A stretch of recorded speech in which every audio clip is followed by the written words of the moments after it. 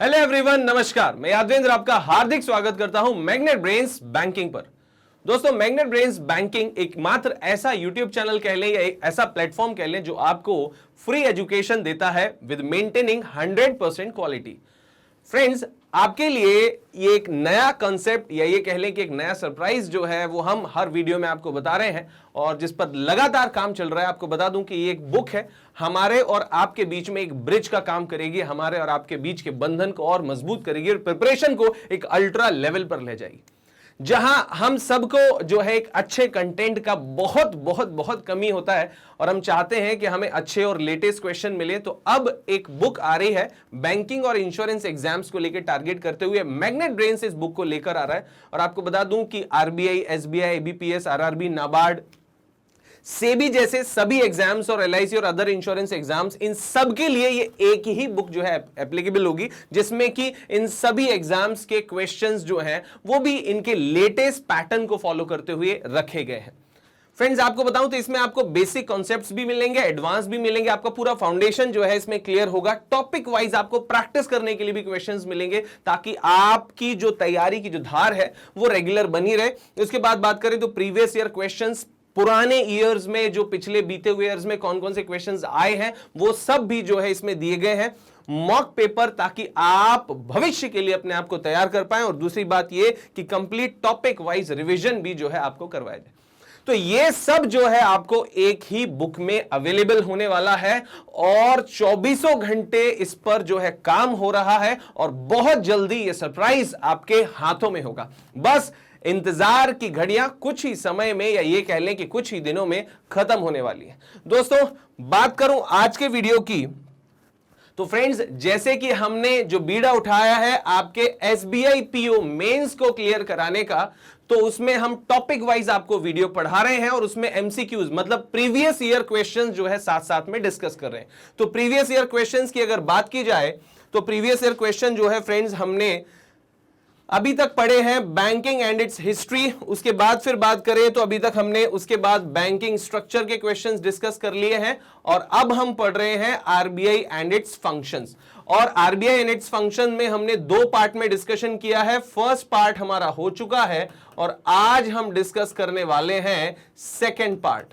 Clear है? तो हमारा जो है सेकंड पार्ट जो आरबीआई एंड इट्स फंक्शन का है, ये आज हम डिस्कशन करेंगे। आप लोग इनके स्क्रीनशॉट जरूर लेके रखिए ताकि आपको पता चल सके कौन कौन से टॉपिक पढ़ रहे हैं हम। तो आज का जो हमारा टॉपिक है वो मैं अलग से जो है मेंशन करके रखता हूं। आज का हमारा जो टॉपिक है आरबीआई एंड इट्स फंक्शंस और उसमें भी पार्ट टू जो है वो हम यहां पर पढ़ने जा रहे हैं। कौन कौन से क्वेश्चंस हैं इसमें आपको बेसिकली मॉनेटरी पॉलिसी से रिलेटेड क्वेश्चंस मैं आपको आज बताने जा रहा हूं जो प्रीवियस ईयर्स में पूछे गए। चलिए शुरू करते हैं। ये टॉपिक्स भी आप ये सब स्क्रीनशॉट आप लेके रख लीजिए। इन सारे टॉपिक्स पर आपको वीडियोस मिलेंगे जिसमें previous year questions in topic से पूछे गए एसबीआई पीओ मेंस में। तो फ्रेंड्स, शुरू करते हैं banking awareness RBI and it's functions previous year questions part 2। What happens when CRR increases? सबसे पहले मुझे बताइए कि सीआरआर बढ़ने पर क्या होता है। तो पहले हमें यह जान लेना चाहिए कि व्हाट इज सीआरआर। तो फ्रेंड, सीआरआर का फुल फॉर्म है cash reserve ratio. Cash reserve ratio जो है वो इसका फुल फॉर्म है, ये आप याद रखिए। अच्छा, उसके बाद फिर आपसे पूछ रहा है कि कैश रिजर्व रेशियो जब बढ़ता है तो क्या होता है। तो फ्रेंड्स, आपको बता दूं कैश रिजर्व रेशियो वो रेशियो है या वो पैसा है जो बैंक जमा करते हैं किसके पास? आरबीआई के पास। आरबीआई के पास कैश में जमा करते हैं। क्लियर है? Only in the form of cash, और वो भी डेली, हर दिन जमा करते हैं। कितना जमा करते हैं? अच्छा, इसको बोला क्या जाता है जो आरबीआई के पास हर दिन जमा करते हैं उसे बोलते हैं CRR, cash reserve ratio, CRR. Clear है? और अभी फिलहाल कितना चल रहा है? तो 4% चल रहा है। तो डेली जितना भी पैसा आता है, वन डे एनडीटीएल, एक दिन के one day NDTL, NDTL net demand and time liability, मतलब current account, saving account, recurring account और fix deposit account. Recurring account और फिक्स डिपॉजिट अकाउंट, इन चारों अकाउंट को मिलाकर बोला जाता है net demand and time liability. मतलब इन चारों अकाउंट में एक दिन में जितना भी पैसा आता है उसका 4% जो है वो बैंक कहां जमा करते हैं, आरबीआई के पास जमा करते हैं, only in the form of cash, उसे बोलते हैं सीआरआर। अब मान लीजिए कि अभी ये 4% है और इसे 4% को बढ़ाकर 5% कर दिया। कितना कर दिया? 5% कर दिया। तो क्या इफेक्ट पड़ेगा, क्या परिवर्तन होगा? अगर ये बढ़ाया है तो ये क्या फर्क पड़ेगा? चलिए आइए ऑप्शन में देखते हैं क्या फर्क पड़ रहा है। सबसे पहले इट डिक्रीजेस मनी सप्लाई, ये पैसे की आपूर्ति को कम करता है। It increases demand for money, ये पैसे की मांग को बढ़ाता है। इट डिक्रीजेस इन्फ्लेशन, यह मुद्रास्फीति को कम करता है। ऑल ऑफ दीज, ऊपर के सही ऑप्शन सही है या इनमें से कोई नहीं? तो फ्रेंड्स हम सिलसिलेवार तरीके से एक एक करके इन पर बात करते हैं। सबसे पहले इट डिक्रीजेस मनी सप्लाई, ये जो है मनी सप्लाई को कम कर देता है। तो फ्रेंड्स आप खुद सोचिए कि जब ये इंटरेस्ट 4% से बढ़ाकर 5% कर दिया है, इसका मतलब ये है कि अब बैंक जो है आरबीआई में पहले अपने पैसा जो भी उनके पास आता था उसका 4% आरबीआई के पास रिजर्व करके रखते थे, लेकिन अब उन्हें 1% ज्यादा पैसा रिजर्व करना पड़ेगा। मतलब ये कि बैंकों के पास पैसे की कमी हो जाएगी, पैसे कम हो जाएंगे। क्लियर है? अच्छा, अब ये जो पैसे कम हो जाएंगे वो बोल रहा है, अब इससे क्या रिजल्ट होगा? तो आइए समझते हैं। तो ये पैसे की आपूर्ति को कम करता है, तो देखिए पैसे कम हो जाएंगे। मतलब ये कि ये वाला तो हिसाब किताब एकदम सही दिख रहा है मुझे। आइए दूसरा पॉइंट समझते हैं। It increases demand for money, ये मनी की डिमांड बढ़ा देता है। तो देखो सिंपल सी बात है, डिमांड उसी की होती है जो कम होता है। क्लियर है? आप खुद सोच के देख लीजिए कि कंकड़ पत्थर मार्केट में नहीं, जमीन पर पड़े हुए हैं, लेकिन क्या उनकी डिमांड है? क्या पूरे पृथ्वी पर कंकड़ पत्थर पड़े हुए, लेकिन क्या उनकी डिमांड है? नहीं है। लेकिन सोना कहीं कहीं मिलता है और हीरा तो बहुत कहीं कहीं छोटे छोटे स्थानों पर मिलता है और बहुत विरल है। तो जो कम है उसकी डिमांड ज्यादा है, उसकी कीमत ज्यादा है। तो सिंपल सी बात है, मैंने कहा पैसे कम हो जाएंगे सीआरआर बढ़ाने से, तो इसकी वजह से पैसे की डिमांड भी बढ़ेगी, क्योंकि जब बैंकों के पास पैसा कम होगा तो बैंक महंगा लोन देंगे। क्लियर है? महंगा क्यों देंगे? क्योंकि अब पैसा कम है लेकिन चाहिए ज्यादा लोगों को चाहिए, मतलब पैसे की डिमांड बढ़ गई। तो इसका मतलब यह कि ये ऑप्शन भी हमारा करेक्ट है कि it increases the demand of money. CRR बढ़ने से मनी सप्लाई जो है वो कम हो जाती है और पैसे की डिमांड भी बढ़ जाती है। तीसरा हम ऑप्शन देखते हैं क्या है। इट डिक्रीजेस इन्फ्लेशन, ये महंगाई को कम करता है। ये महंगाई को कैसे कम करता है भैया, देख लेते हैं। अगर बैंकों के पास पैसा कम हो गया सीआरआर ज्यादा जमा करने से, तो बैंकों के पास जब पैसा कम होगा और ग्राहक उधार लेने वाले ज्यादा होंगे, तो फिर बैंक क्या करेगा? फिर बैंक लोन को महंगा कर देगा, उसका ब्याज बढ़ा देगा। सिंपल सी बात है कि अगर ठेले पर प्याज बहुत कम है और पूरे मार्केट में ही बहुत कम है, तो प्याज के दाम क्या हो जाते हैं? बढ़ जाते हैं। तो यहां पर लोन के दाम भी क्या हो जाएंगे? बढ़ जाएंगे। और जब लोन के दाम बढ़ेंगे तो फिर क्या होगा? कंपनियां या लोग, आम लोग जो हैं वो कम लोन लेंगे, क्योंकि जब महंगा लोन मिल रहा है तो कम लोन लेंगे, और जब कम लोन लेंगे तो उनके पास खर्च करने के लिए पैसा भी कम रहेगा, और जब खर्च करने के लिए पैसा कम रहेगा तो हमारे देश का जो उपभोक्ता है और कंपनियां हैं वो सोच समझ के पैसा खर्च करेंगे, क्योंकि पैसा महंगा मिल रहा है, पैसा कम है। और जब सोच समझ के पैसा खर्च करेंगे, मतलब यह कि देश में प्रोडक्ट्स की डिमांड में कमी आएगी, क्योंकि जब लोगों के पास पैसा कम है और वो सोच समझ के पैसा खर्च कर रहे हैं, अंधाधुंध पैसा खर्च नहीं कर रहे हैं, तो देश में पैसे की डिमांड में प्रोडक्ट्स की डिमांड में क्या आएगी? कमी आएगी। और जैसी प्रोडक्ट्स की डिमांड में कमी आएगी तो इसका मतलब ये है कि यहां पर सीधी सीधी बात, महंगाई भी कम हो जाएगी। क्यों? क्योंकि पहले प्रोडक्ट्स जो हैं उनकी डिमांड ज्यादा थी, लोगों के पास पैसा ज्यादा था तो खरीद ज्यादा रहे थे, डिमांड बढ़ रही थी, महंगाई बढ़ रही थी। अब पैसा कम हो गया तो खरीदेंगे कम, और खरीदेंगे कम तो डिमांड भी कम, और डिमांड भी कम तो महंगाई भी कम। मतलब यह भी सही है, मतलब यह कि अगर महंगाई को कम करना है तो सीआरआर को बढ़ा दो। सिर्फ 4% से 5% या 5% से 6% कर दिया तो ये तीनों चीजें होती हैं, आप ध्यान रखेंगे। इट डिक्रीजेस मनी सप्लाई, ये मार्केट में पैसे को कम कर देता है। दूसरी बात, it increases demand for money, ये पैसे की डिमांड को बढ़ा देता है, और उसकी वजह से देश में इन्फ्लेशन या महंगाई जो है वो क्या हो जाती है? कम हो जाती है, क्योंकि लोगों के पास पैसा कम होता है तो प्रोडक्ट्स की डिमांड गिरती है, प्रोडक्ट की डिमांड गिरती है तो दाम भी गिर जाते हैं। मतलब ये the answer is all of the above. ये तीनों ही ऑप्शन जो है वो करेक्ट है, ये आप याद रखेंगे। इंपॉर्टेंट कॉन्सेप्ट था इसलिए मैंने थोड़ा डिटेल में आपको समझा दिया, ध्यान रखेंगे, सही आंसर यही है।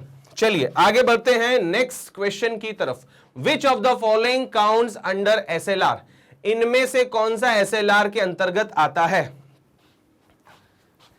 Cash in hand, gold owned by bank, balance with RBI, या all of the above?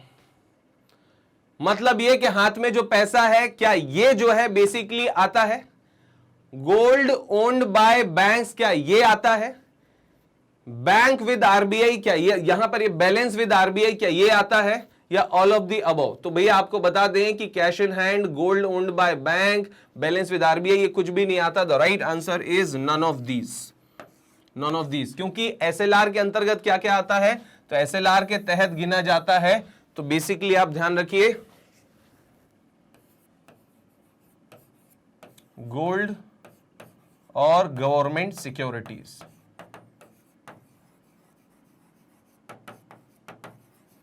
Cash, gold and government securities. तो गवर्नमेंट सिक्योरिटीज मतलब कि सिंपल सी बात है, आपने सरकारी प्रतिभूतियों में कितना पैसा लगाया है, वो गवर्नमेंट सिक्योरिटीज। गोल्ड जो है बेसिकली जो बैंक के पास होता है, और प्लस बैंक के पास जो कैश होता है, ये तीनों जो हैं वो किसके अंतर्गत आते हैं? एसएलआर के अंतर्गत आते हैं। चलिए आगे बढ़ते हैं नेक्स्ट क्वेश्चन की तरफ। What do we call the rate at which the Reserve Bank of India lends money to commercial bank? हम उस रेट को क्या कहेंगे जब reserve bank of India commercial banks को उधार देता है? क्लियर? कमर्शियल बैंक्स को ऋण देता है तो उसका इंटरेस्ट क्या कहलाता है? तो दोस्तों आपको पढ़ाया हुआ है मैंने, इस इंटरेस्ट को क्या बोलते हैं देख लेते हैं। पहले ऑप्शंस पे नजर डालते हैं। SLR, CRR, reverse repo rate? बिल्कुल नहीं। जब आरबीआई बैंकों को लोन देता है ना, तो उसे बोलते हैं इन ऑप्शंस के हिसाब से रेपो रेट। तो मतलब ये कि जब आरबीआई बैंकों को लोन देता है उस इंटरेस्ट को रेपो रेट कहा जाता है। और दोस्तों ये जो रेपो रेट है, इससे बैंक 3 माह तक का लोन ले सकते हैं।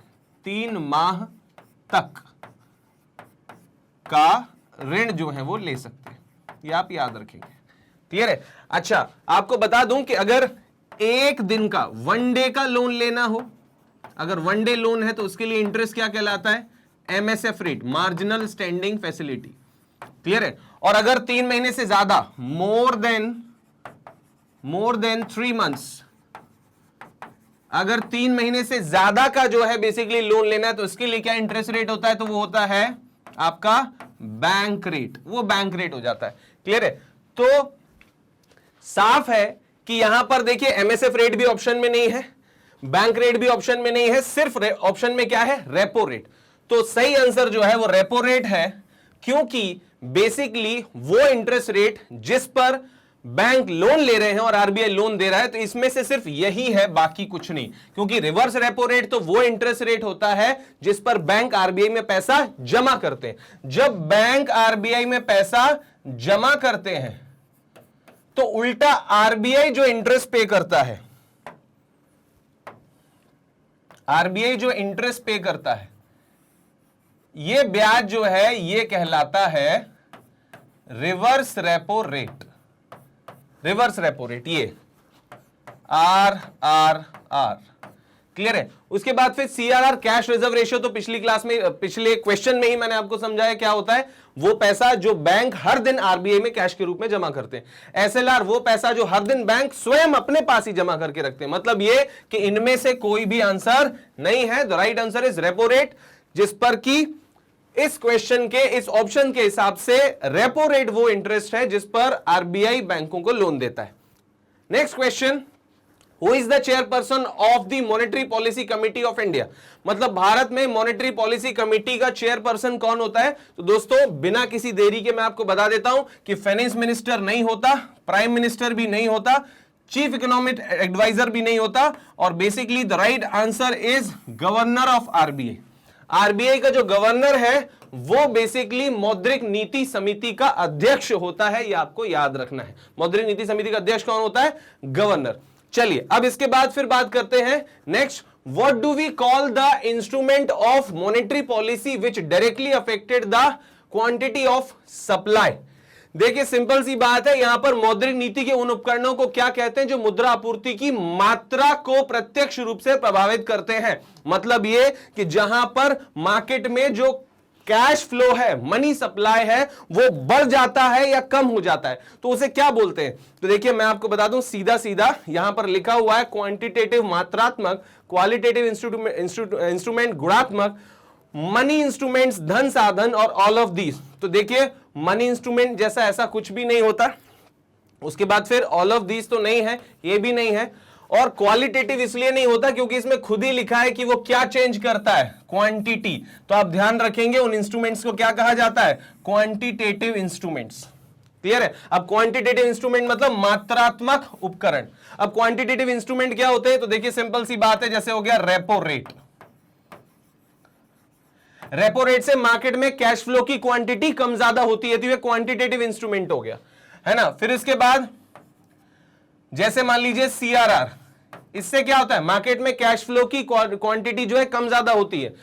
जैसे कि एसएलआर, स्टैट्यूटरी लिक्विडिटी रेशियो, इससे भी मार्केट में कैश फ्लो की क्वांटिटी बढ़ती है, कम हो जाती है। तो जिनसे क्वांटिटी चेंज हो रही है उन्हें क्या बोला जाता है? Quantitative instruments. मॉनेटरी पॉलिसी के quantitative instruments. Is that clear? तो ये जो है आंसर इसका सही है, वो ए ऑप्शन करेक्ट है। चलिए ले चलता हूं अगले क्वेश्चन की तरफ। The primary purpose of the RBI monetary policy is to maintain, मतलब ये कि आरबीआई मॉनेटरी पॉलिसी का प्राइमरी पर्पस क्या है? मेंटेन करने का।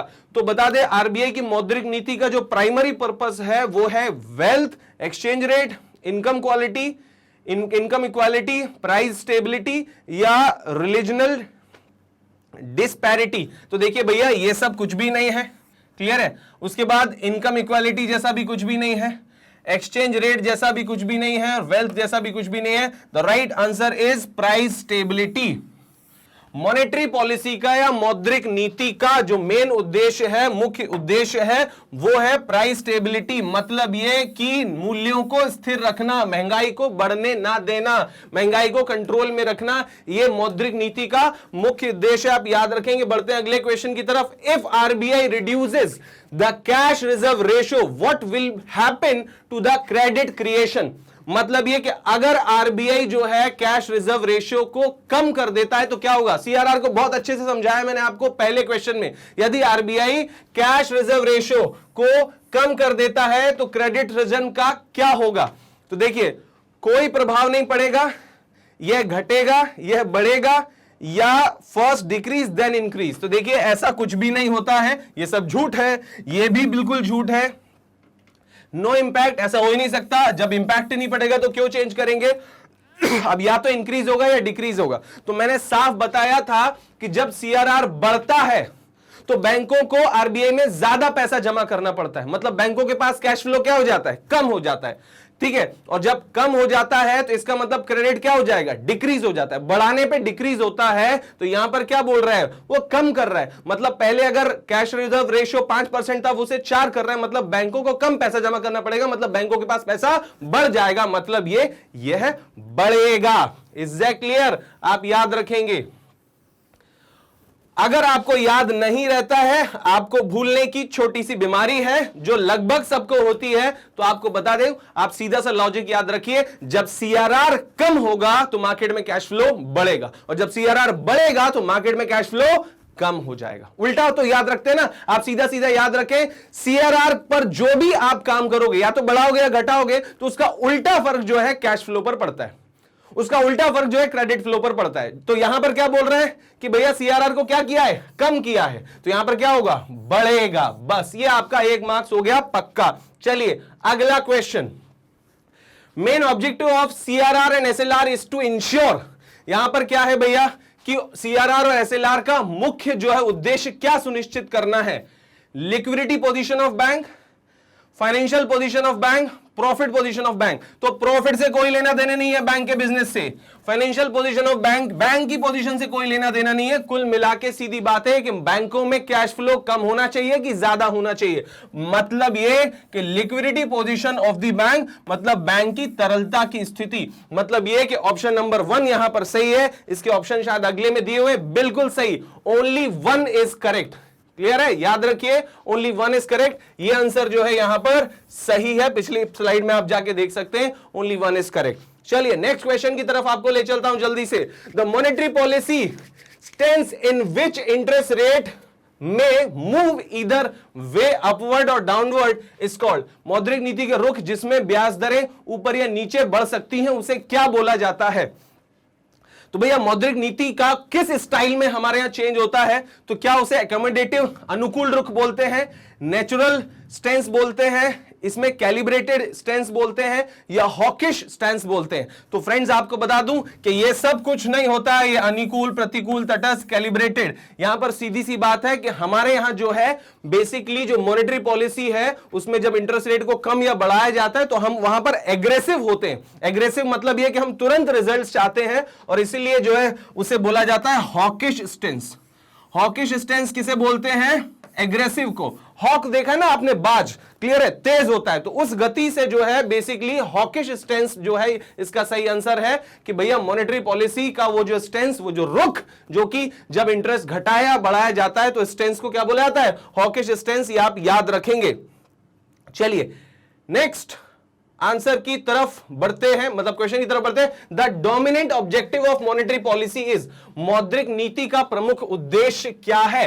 तो मनी सप्लाई को कंट्रोल करना है, controlling demand for money, achieving price stability, या फिर प्रोमोटिंग फॉरेन ट्रेड। तो मुख्य उद्देश्य जो है वो है मौद्रिक नीति का, आपको बता दूं, कुछ भी नहीं, पैसे की आपूर्ति नहीं।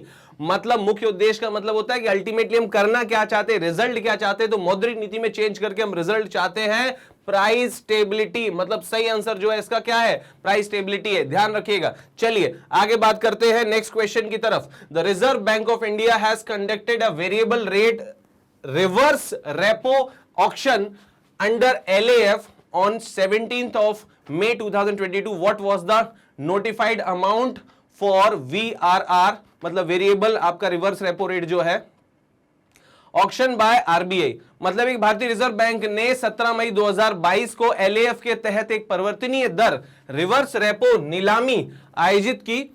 RBI द्वारा VRR variable reverse repo rate नीलामी के लिए अधिसूचित राशि क्या थी। तो उसकी अधिसूचित राशि, ये सीधा सीधा याद करने वाला फैक्टर है, तो आपको बता देता हूं, ये है 25,000 करोड़ रुपए। 25,000 करोड़ रुपए जो है इसकी ऑक्शन की जो है राशि थी, नीलामी की राशि थी। LAF का फुल फॉर्म होता है लिक्विडिटी एडजस्टमेंट फैसिलिटी, और लिक्विडिटी एडजस्टमेंट फैसिलिटी के दो टूल होते हैं, रेपो रेट और रिवर्स रेपो रेट। तो इसमें कहा गया है कि भैया रिवर्स रेपो रेट के तहत जो है VRR नीलामी के लिए अधिसूचित राशि क्या थी, तो आप बता देंगे वो थी 25,000 करोड़ रुपए। चलिए आगे बढ़ते हैं। The interest rate at which banks can borrow funds in marketable size from other banks in the Indian interbank market is, मतलब यह कि वह ब्याज दर जिस पर बैंक भारतीय अंतर बैंक बाजार में अन्य बैंकों से विपणन योग्य आकार में उधार ले सकते हैं। तो आपको बता देता हूं वो है basically MIBOR, Mumbai interbank offered rate. Bank आपस में जो उधार ले लेते हैं, देखिए सिंपल सी बात है, मैं आपको बता दूं, जब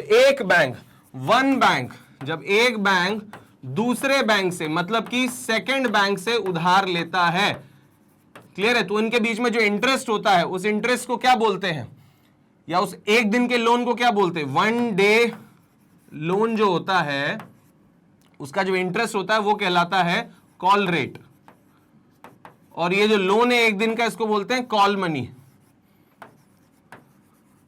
मतलब जब एक बैंक दूसरे बैंक से एक दिन का लोन लेता है तो उस लोन को बोलते हैं कॉल मनी, और उस लोन पे जो इंटरेस्ट लगता है उसे बोलते हैं कॉल रेट। और ये कॉल रेट जो है ये बैंक, लोन देने वाला बैंक डिसाइड करता है कि भैया मेरा कॉल रेट जो है वो 5% है, लेकिन इसकी मिनिमम लिमिट कि कोई भी बैंक अपना कॉल रेट उस मिनिमम लिमिट से नीचे नहीं ले जाएगा, वो मिनिमम लिमिट जो है वो कहलाती है माइबोर। जैसे मान लीजिए हो गई 4%, ये हर दिन बदलती है, हर दिन चेंज होती है। माइबोर बोले तो मुंबई इंटरबैंक ऑफर्ड रेट, और मुंबई इंटरबैंक ऑफर्ड रेट जो है वो कौन डिसाइड करता है दोस्तों? तो आपको बता दूं, national stock exchange NSE decide करता है। क्लियर है? एनएसई डिसाइड करता है, नेशनल स्टॉक एक्सचेंज, है ना। उसने बोल दिया नेशनल स्टॉक एक्सचेंज ने आज का माइबोर जो है वो कितना है? 4%। इसका मतलब यह कि अब कोई भी बैंक अपना कॉल रेट आज जो है वो 4% से कम नहीं ले जाएगा, 4% से ऊपर ही रखेगा। तो सिंपल सी बात है, आप ध्यान रखेंगे, the interest rate at which banks can borrow funds in marketable size from other banks in the Indian interbank market is MIBOR, Mumbai interbank offered rate. चलिए आगे बढ़ते हैं। What is the difference between monetary and fiscal policy? Monetary और fiscal policy में जो है वो क्या अंतर है? तो दोस्तों, the tool used by the central bank to regulate the money supply in the economy is known as monetary policy. मतलब ये अर्थव्यवस्था में मुद्रा आपूर्ति को विनियमित करने के लिए केंद्रीय बैंक द्वारा उपयोग किए जाने वाले उपकरण को मौद्रिक नीति के रूप में जाना जाता है। तो देखिए सिंपल सी बात है, एकदम सही बात है कि अर्थव्यवस्था में मुद्रा आपूर्ति को नियंत्रित करने के लिए हमारा जो आरबीआई है, जो टूल्स यूज करता है, जो उपकरण यूज करता है, उसे क्या बोलते हैं? Monetary policy. ये आप ध्यान रखेंगे। उसके बाद फिर क्या है? सरकार द्वारा उपयोग किया जाने वाला उपकरण जिसमें वह अपने कर, राजस्व और व्यय नीतियों का उपयोग अर्थव्यवस्था को प्रभावित करने के लिए करता है, राजकोषीय नीति जाना जाता है। बिल्कुल सही है, उसे फिस्कल पॉलिसी बोलते हैं। क्लियर है? The tool used by government काय के लिए? Use it's tax revenue and expenditure. मतलब यह कि कमाई कहां से होती है और खर्च कहां होता है, इस सब की प्लानिंग के लिए जो है, जो गवर्नमेंट काम करती है, उसे बोला जाता है क्या? फिस्कल पॉलिसी, मतलब राजकोषीय नीति। करेक्ट है। Monetary policy is administered by government of country whereas fiscal policy and is administered by the central bank of the country. Monetary policy is administered by government of the country. यहां पर ये सीधा सीधा ये बोल रहा है कि मॉनेटरी पॉलिसी इज एडमिनिस्ट्रेड, मतलब मौद्रिक नीति देश की सरकार द्वारा प्रशासित होती है, जबकि राजकोषीय नीति केंद्रीय बैंक द्वारा प्रशासित होती है। यहां पर सीधा सीधा वो ये बोलना चाह रहा है कि fiscal policy is administered by the central bank. ऐसा बिल्कुल भी नहीं है, ये गलत पॉइंट है। ये तीसरा वाला जो है गलत पॉइंट है। मतलब ये कि सिंपल सी बात है, केवल 1 और 2 ये जो है वो सही आंसर है। ओके, क्योंकि मॉनेटरी पॉलिसी का कनेक्शन किससे? आरबीआई से। सॉरी। और उसके बाद फिर आपसे पूछा जाए कि फिस्कल पॉलिसी का संबंध किससे है? तो गवर्नमेंट से है। तो पहला और दूसरा ऑप्शन जो है बिल्कुल सही है। चलिए अगले क्वेश्चन की तरफ बढ़ते हैं। How much is the CPI inflation projection indicated by RBI for 2022-23? दोस्तों ये अभी की बात कर रहे हैं, प्रीवियस ईयर क्वेश्चन है, मैंने ईयर इसमें बदल दिया है क्योंकि उस समय के इन्फ्लेशन के बारे में पूछा गया था, और अभी फिलहाल जो है इसी तरह का क्वेश्चन आपसे पूछा जाएगा, और मैंने इस ईयर को रख दिया है कि भैया how much is the CPI inflation. CPI बोले तो consumer price index. Consumer price index को हिंदी में बोलते हैं उपभोक्ता मूल्य सूचकांक। तो उपभोक्ता मूल्य सूचकांक या खुदरा महंगाई भी बोला जाता है इसे। तो ये खुदरा महंगाई का अनुमान कितना लगाया गया है आरबीआई के द्वारा? तो आपको बता दूं, इस साल का 2022 का जो है वो है 6.7%। क्लियर है? 6.7% जो है महंगाई का अनुमान लगाया गया है, और ये बेसिकली लगभग इतनी रहने वाली है, ऐसा आरबीआई को लगता है। क्लियर है? चलिए आगे बढ़ते हैं। बाकी आपको बता दूं कि 7.4% है हमारी महंगाई, जो अप्रैल से अभी तक सबसे ज्यादा है। सितंबर महीने में हमारी जो महंगाई है वो 7.4% रही है, आप याद रखेंगे 7.41%। क्लियर है? और WPI जो है, ये CPI का आंकड़ा बता रहा हूं मैं, CPI का आंकड़ा 7.41%, और WPI का जो आंकड़ा है वो है 12.41%। हालांकि ये जो आंकड़ा है अभी अगस्त का है ना। तो अप्रैल के बाद सबसे ज्यादा है 7.41%। ये है जो महंगाई जो रुकने का नाम नहीं ले रही। चलिए आगे बात करते हैं। Next, who is the central monetary policy authority in India? Bharat में केंद्रीय मौद्रिक नीति प्राधिकरण कौन है? तो भैया इनके अलावा कोई नहीं है। मॉनेटरी पॉलिसी सिर्फ यही संभालते और यही संभालते। चलिए आगे बात करते हैं। आपसे कोई पूछा मॉनेटरी पॉलिसी क्या होती है, आप बोलोगे मॉनेटरी पॉलिसी आरबीआई की वो स्ट्रेटेजी है, वो रणनीति है जिससे मार्केट में कैश फ्लो को कंट्रोल किया जाता है और प्राइस स्टेबिलिटी जो है उसको हासिल किया जाता है। मूल्यों की स्थिरता को हासिल करने के लिए, दामों की स्थिरता को हासिल करने के मौद्रिक नीति का उपयोग आरबीआई करता है। Which of the following are the indicators of the monetary policy? Monetary policy का इंडिकेटर क्या है? तो देखिए सिंपल सी बात है, मौद्रिक नीति में जो आरबीआई गवर्नर है या आरबीआई है वो अपने इंटरेस्ट रेट जो है वो बढ़ाए या घटाए, क्या कदम उठाएं, ये कैसे पता चलता है, कैसे इंडिकेट होता है? तो एकमात्र इसका तरीका है, सबसे बेस्ट, वो है इन्फ्लेशन। अगर महंगाई ज्यादा है, क्लियर है, अगर महंगाई ज्यादा है तो इंटरेस्ट रेट भी क्या कर दिए जाएंगे, बढ़ा दिए जाएंगे। और अगर मंदी है तो इंटरेस्ट रेट क्या कर दिए जाएंगे, कम कर दिए जाएंगे। तो महंगाई के आधार पर दिखा, ध्यान रखिए, महंगाई को कम करने के लिए इंटरेस्ट रेट्स बढ़ाए जाते हैं, ब्याज दरें लोन की बढ़ाई जाती है महंगाई को कम करने के लिए। और अगर मंदी को दूर करना है तो इसके लिए इंटरेस्ट रेट क्या कर दिए जाते हैं, कम कर दिए जाते हैं। तो ध्यान रखिए, इन्फ्लेशन जो है सबसे बेस्ट इंडिकेटर है मॉनेटरी पॉलिसी का। महंगाई के लेवल से पता चल जाता है आरबीआई को कि हमें इंटरेस्ट रेट घटाना है कि बढ़ाना है।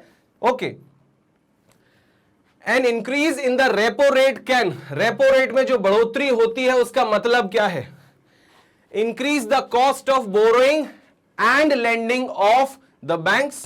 मतलब ये कि बोरोइंग और लेंडिंग दोनों जो है वो महंगी हो जाएंगी, है ना, रेपो रेट की वजह से। फिर उसके बाद decrease the cost of lending. अब decrease the cost of lending, यहां पर सीधा बोला रेपो रेट बढ़ेगा तो ये कैसे डिक्रीज कैसे होगी? और सिंपल सी बात यहां पर लिखा है कि बोरोइंग और लेंडिंग, तो यहां पर बोरोइंग और लेंडिंग एक साथ नहीं हो सकता, क्योंकि जब आप रेपो रेट बढ़ाएंगे तो बैंकों के लिए लोन लेना महंगा पड़ेगा। तो महंगा पड़ेगा लोन लेना बैंकों के लिए, तो सिंपल सी बात है उधार देना भी तो महंगा पड़ेगा ना।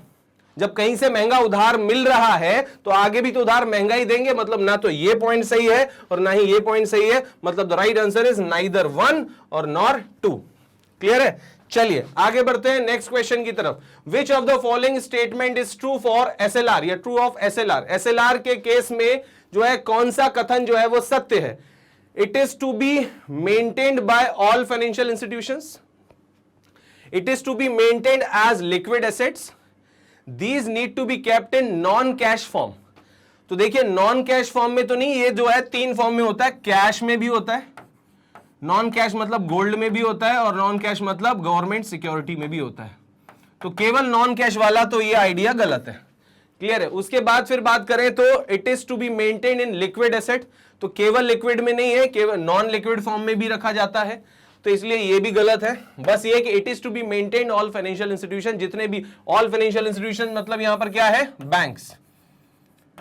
तो ये सभी बैंक्स जो हैं हमारे यहां क्या करते हैं, एसएलआर को मेंटेन करके रखते हैं in the form of cash, gold and government security. आपको बता दूं बैंकों के पास एक दिन में जितना भी पैसा आता है, जिसे बोलते हैं वन डे एनडीटीएल, एक दिन का net demand in time liability, मतलब कि एक दिन में चारों अकाउंट में जो भी पैसा आता है, current account, saving account, recurring account और फिक्स डिपॉजिट अकाउंट, इन चारों अकाउंट्स में बैंक में एक दिन में भी जो भी पैसा आता है उसका एक निश्चित प्रतिशत बैंक अपने पास रिजर्व करके रख लेते हैं in the form of cash, gold and government security. उसे ही कहा जाता है एसएलआर, स्टैट्यूटरी लिक्विडिटी रेशियो। तो इस तरह से the correct answer is A जो है इसका सही आंसर है, आप याद रखेंगे। RBI has launched a portal to curb illegal money pooling by firms called, मतलब ये कि आरबीआई ने एक पोर्टल बनाया है ताकि जो फर्म्स हैं, जो संस्थाएं हैं, उनको उनके अवैध धन पर जो है या धन जमा करने पर अंकुश लगाया जा सके। तो क्या है वो, संचेत है, संकेत है या संटैक है? तो आपको बता दूं द राइट आंसर इज सचेत rbi.org.in। सचेत, सचेत करके जो है ये पोर्टल है जिससे फर्मों द्वारा अवैध धन जमा करने पर अंकुश लगाएगा आरबीआई। ये आप ध्यान रखेंगे, इस तरह से आरबीआई से रिलेटेड काम और स्कीम्स के क्वेश्चंस जो हैं वो पूछे जाते हैं। सचेत इसका सही आंसर है। ओके चलिए आगे बात करते हैं नेक्स्ट।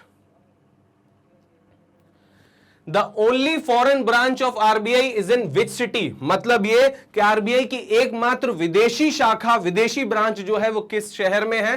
तो आपको बता दूं एकमात्र जो विदेशी शाखा है, ताकि हम जो है आरबीआई जो है वो प्रेरणा लेता रहे और दुनिया के माहौल को और मार्केट को समझता रहे, ये ब्रांच जो है वो खोली गई थी लंदन में। क्लियर है? क्योंकि सिंपल सी बात है, ब्रिटेन जो है एक समय पर हम पर शासन किया करता था और जिस समय आरबीआई बना था तो वो 1935 में बना था, तब ब्रिटिश का जो है ब्रिटेन का हमारे ऊपर शासन था। तो बेसिकली बेहतर कोऑर्डिनेशन के लिए एक ब्रांच वहां भी खोली गई थी। तो आप ध्यान रखेंगे एकमात्र विदेशी ब्रांच आरबीआई की कहां पर है, तो आप ध्यान रखेंगे लंदन में है। Is that clear?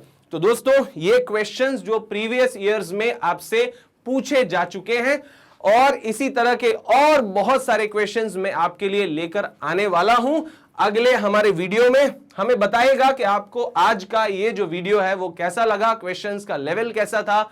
और दूसरी बात ये कि आप अगर और कोई क्वेश्चंस हमसे पूछना चाहते हैं तो वो भी आप हमें कमेंट सेक्शन में लिखकर बता सकते हैं, हमारी टीम हम तक जरूर पहुंचाएगी। आपको बता दो फ्रेंड्स, मैग्नेट ब्रेन्स जो है वो एकमात्र ऐसा यूट्यूब चैनल है जो स्टूडेंट्स को 100% फ्री एजुकेशन दे रहा है विद मेंटेन 100% क्वालिटी। और हमारा अपना कॉम्पिटिटिव एग्जाम का चैनल जिसे कहा गया मैग्नेट ब्रेन्स बैंकिंग, अब ये जो मैग्नेट ब्रेन्स बैंकिंग है आपको इसको सब्सक्राइब करना है, लाइक करना है और जितना हो सके शेयर करना है।